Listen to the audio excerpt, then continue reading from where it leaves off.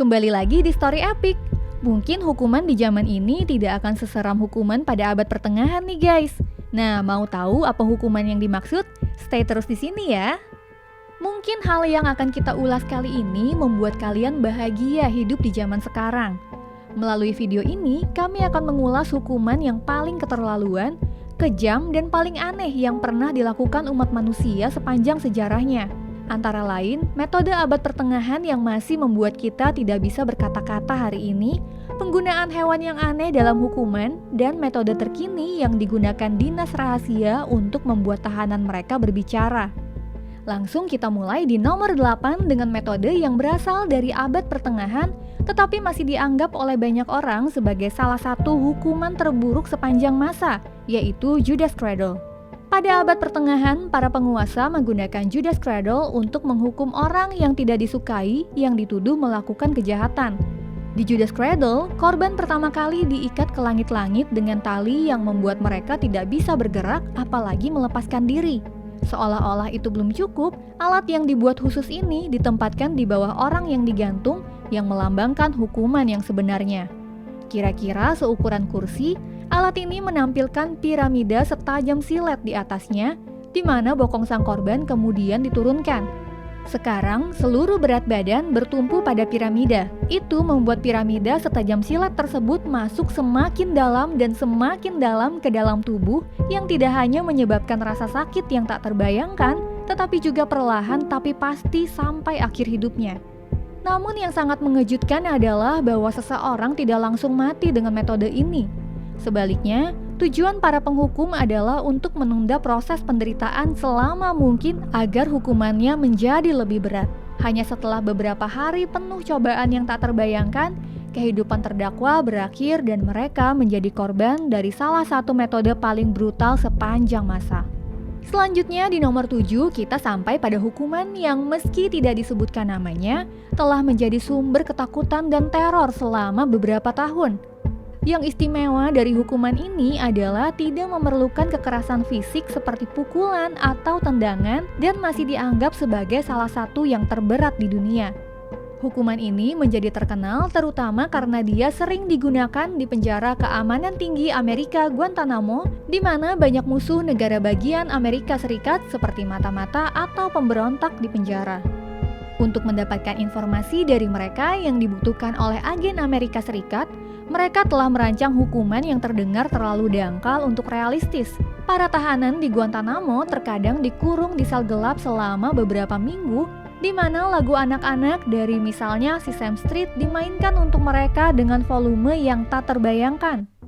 Apa yang tampaknya tidak berbahaya dibandingkan dengan Judas Cradle, ternyata sangat menyakitkan jika ditilik lebih dekat. Musik yang memekakan telinga, yang dimainkan berulang-ulang dalam putaran yang terus-menerus, tidak hanya merampas waktu tidur para tahanan, tetapi juga membuat mereka sedikit demi sedikit kehilangan akal. Tujuan besar dari hukuman ini adalah bahwa para korban pada akhirnya akan patah semangat untuk menyangkal kejahatan mereka dan mulai berbicara. Namun sampai saat itu tiba, mereka harus menanggung metode kejam ini. Di nomor 6 kita sampai pada hukuman yang mungkin pernah kalian dengar sebelumnya dan begitu menyebar terutama di abad pertengahan, sehingga harus diulas di sini. Roda. Untuk menghukum korban dengan roda, ada dua cara saat itu. Satu, hukuman mati di atas roda, dan satu lagi hukuman mati dengan roda. Dalam kasus hukum mati di atas roda, korban secara harafiah diletakkan di atas roda kayu dan diikat di sana dengan belenggu. Seorang algojo kemudian berulang kali memukul roda dengan sebuah benda saat sedang berputar. Dalam kasus hukuman mati dengan menggunakan roda lainnya, kedua tangan dan kaki diikat pada roda, kemudian tiang akan ditegakkan. Korban akan tergantung di sana sampai mati dengan sendirinya. Apa yang mencolok tentang kedua metode tersebut adalah bahwa mereka sering diadakan di depan penonton yang penasaran dari beberapa ratus orang yang ada di alun-alun pasar kota-kota penting. Hal ini ditujukan untuk semakin mempermalukan para korban dan sekaligus menjadi peringatan bagi penduduk agar tidak mendapatkan ide-ide bodoh seperti melanggar hukum. Di nomor 5 ada hukuman susu dan madu yang pertama kali digunakan di Persia kuno. Dengan hukuman ini, seseorang ditempatkan di perahu kecil terbuka yang kemudian ditutup dengan perahu lain. Yang istimewa, kepala, tangan, dan kaki terus menjulur saat korban diberi susu campuran madu. Makanan ini dengan cepat menyebabkan orang yang dihukum terkena diare saat perahu dikirim ke perairan. Berbagai lalat dengan cepat tertarik dengan diare yang keluar, sedangkan madu tercium oleh berbagai serangga. Semua hewan kemudian berkumpul pada korban yang tidak bergerak dan mulai memasuki tubuh korban sedikit demi sedikit. Para serangga tersebut meletakkan larvanya di tubuh korban yang menetas dalam waktu singkat dan memakan tubuhnya dari dalam. Hal yang paling kejam tentang metode ini adalah membutuhkan beberapa minggu sampai korban meninggal dunia, cukup untuk menyebabkan rasa sakit menjadi tidak manusiawi. Mari kita lanjutkan di nomor keempat dengan hukuman yang tidak hanya digunakan di salah satu bab tergelap dalam sejarah manusia, tetapi juga tidak logis dan kejam. Terutama di abad pertengahan, banyak sekali wanita yang dianiaya di berbagai wilayah Eropa karena dituduh sebagai penyihir. Karena prioritas utama adalah memusnahkan semua penyihir, ribuan wanita digantung, dibakar, atau ditenggelamkan. Khusus untuk yang terakhir, ada metode yang sekali lagi secara khusus mengklarifikasi ketidakberdayaan perempuan. Saat itu, para tersangka perempuan dibawa ke sebuah danau, kemudian dibuang. Untuk membuktikan kepada para penghukum bahwa mereka bukanlah penyihir, mereka kemudian dilarang untuk muncul kembali. Jika mereka menolak untuk tenggelam dan malah berenang kembali ke permukaan, hal itu akan menjadi bukti bagi para penghukum bahwa wanita itu adalah seorang penyihir dan dia akan dijatuhi hukuman sesuai dengan itu. Jadi pada akhirnya tidak ada jalan keluar bagi para wanita dan hidup mereka akan tetap berakhir dengan satu atau lain cara. Selanjutnya kita sampai di nomor ketiga pada hukuman yang terkenal yang disebut Iron Maiden. Namun, perlu dicatat bahwa penelitian terbaru meragukan apakah dan sejauh mana perangkat horor ini tersebar luas di abad pertengahan.